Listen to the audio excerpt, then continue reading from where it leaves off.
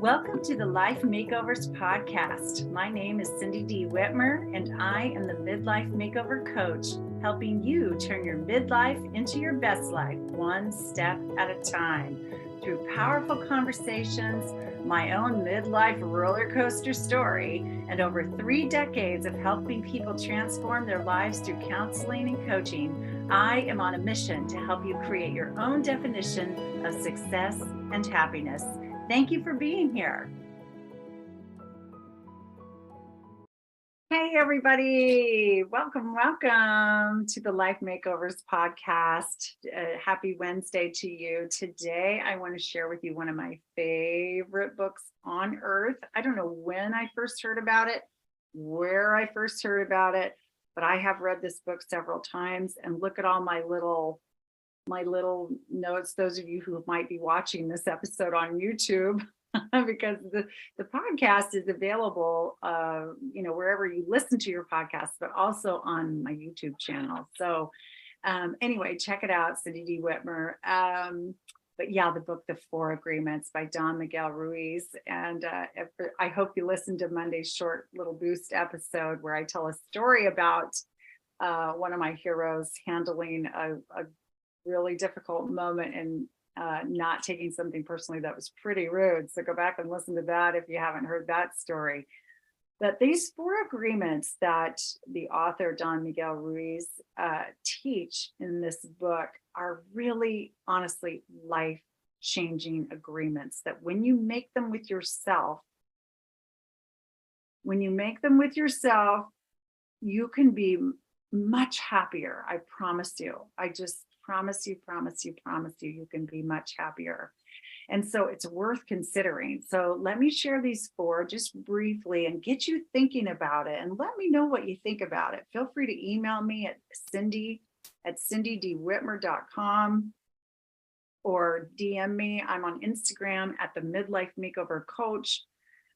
Reach out wherever and let me know which ones you really like or what you're struggling with or whatever, but here they are. So the first one I'm going to talk about is do not take anything personally, which is what I mentioned on Monday. And here's what the author says. He says, nothing others do is because of you. What others say and do is a projection of their own reality. And when you are immune to the opinions and actions of others, you will not be the victim of needless suffering. Okay? Wow. Right? Is that not powerful or what? And I'm just going to tell you right now that I was not going to put this podcast on video today because I'm wearing my exercise clothes. My hair's kind of in a floppy mess, and I just don't feel like I look very presentable today, but I decided, you know what, I'm not going to worry about that. I'm not going to worry about what you think or what your opinion is today. I'm hoping that you're just out there being yourselves too, and so don't take it personally that I didn't dress all up for you and get my little artificial tree out here behind me that's usually here.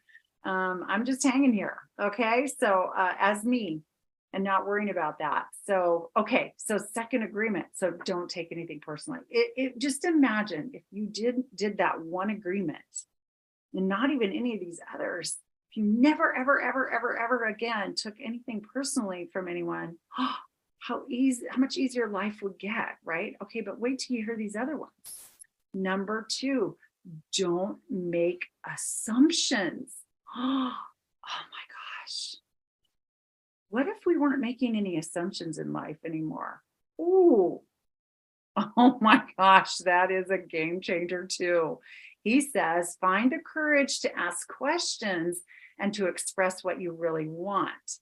Communicate with others as clearly as you can to avoid misunderstandings, sadness, and drama. With just this one agreement, you can completely transform your life. I agree so much, because we make assumptions, right? We add up in our mind what someone must be thinking, or why they're doing the thing that they did, or what's really going on out there or with other people. We make all these assumptions and then create self-induced misery. right? Based on those assumptions. And so he says instead, ask questions, ask thought felt questions, and then express what you really want and need in your life and your relationships instead of just making assumptions about everything. Oh, brilliant. Brilliant, brilliant, brilliant. This guy, this writer, he's brilliant. What can I say? Okay, third one. Not that these are in any special order, but okay, number 3, be impeccable with your word. Be impeccable with your word. Now, when I first read this one way back a gazillion years ago, I figured what he meant was just be honest. You know, if you say you're going to do something, do it, follow through, have integrity, that kind of thing, which is part of what it means, but it's not all that it means. So he says, speak with integrity, say only what you mean. Oh, do you always say only what you mean? Because, oh boy, I don't always say only what I mean, right? I sometimes add things that I don't mean, especially when I'm upset, right? Okay, so say only what you mean, and then avoid using the word to speak against yourself or to gossip about others. Okay, now I know some of y'all are gossiping out there. I'm not too into that. I probably slip into that sometimes. But oh boy, do you ever use the word to speak against yourself? I know you do. I know that's one of the things y'all are doing like on a regular basis because all my coaching clients do it. We talk about it in our group coaching. I talk about it in my private coaching programs. I've done 1,000 lives on how we need to use our words to be kind to ourselves and not the other. And so that's part of what he's talking about with being impeccable with our words, is to really only using the power of our words in the direction of truth and love, whether it's toward ourselves or others. So anytime you start picking on yourself, going down that path, that would be not honoring this agreement, to be impeccable with your words. So really watch your words, watch your language. How are you speaking to yourself? How are you speaking about others or to others? Are you living in integrity, following through with what you say you're going to do, living an honest life, and so forth? And if you're not going to be happy. You will not be happy. No one's happy when they're gossiping. They're not like, ooh, now I'm happy because I'm gossiping, or ooh, now I'm judging myself. I'm really happy now, or criticizing somebody else. No, you're not happy in that. Or if you're lying, cheating, being deceptive in some way, you're not happy. Trust me. So these 4 agreements are a recipe for happiness. That's what these actually are. So, okay, be impeccable with your word. We've talked about that one. We've talked about don't take anything personally. We've talked about don't make assumptions.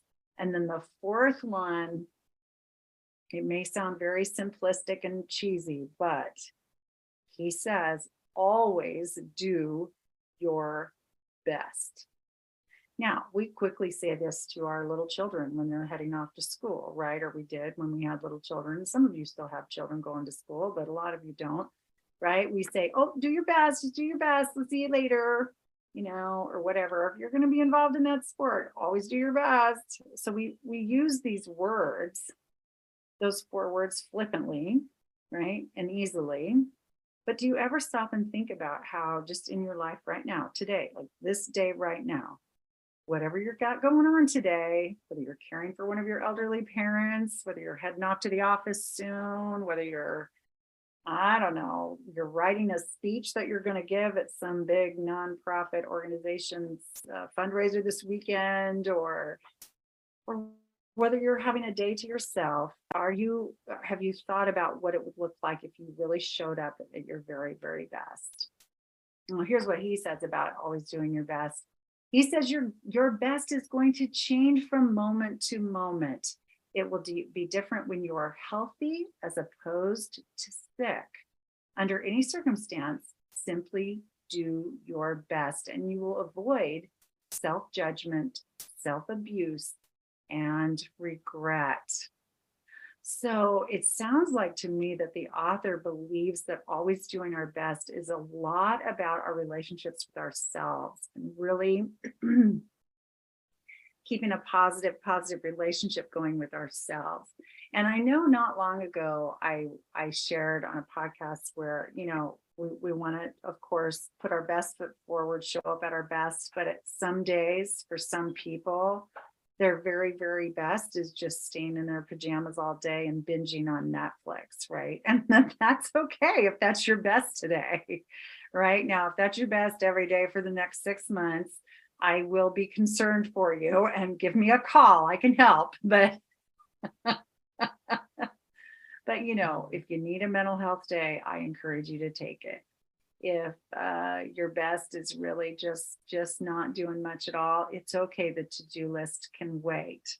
So, and the people around you, tell them you need grace. Tell them you need grace. If your best and your quote unquote best isn't the best on a given day. So I can tell you, I read this book for the first time many years ago, and I have since given this book as gifts to clients, to friends, to family. I've read it over and over. I haven't read it all the way through recently, but I used to do a book club also in my Facebook group, the Midlife Makeover group on Facebook. And it was one of our books for our book club also. So that's why it's just riddled with tabs and highlights and underlines and, oh my goodness, all kinds of things. Matter of fact, let's just for fun, what does one of these tabs say? Fear. Okay, there's a common something. Fear.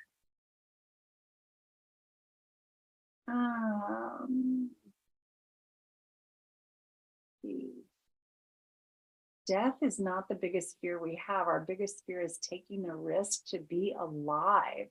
The risk to be alive and express what we really are. Just being ourselves is the biggest fear of humans. Wow. Just being ourselves is the biggest fear of humans. I can't say enough about this book, Four Agreements. I mean, I've probably sold some of these books, not that he needs me to, but and not just today, but over the years, because I love it so much. So if for some reason you've never heard of it or never read it, or you haven't picked it up in a while and you're going through some stuff, you might give it a go again and see if it can inspire you to live in a way that works better for you. So anyway, okay, so go forth, everyone, and I will too. Let's live by those agreements, and I will talk to you again soon. Bye-bye. Thank you so much for listening to the Life Makeovers podcast. Please like, subscribe, and share this podcast with those that you think would also benefit from what we're doing here. And I will talk to you again soon.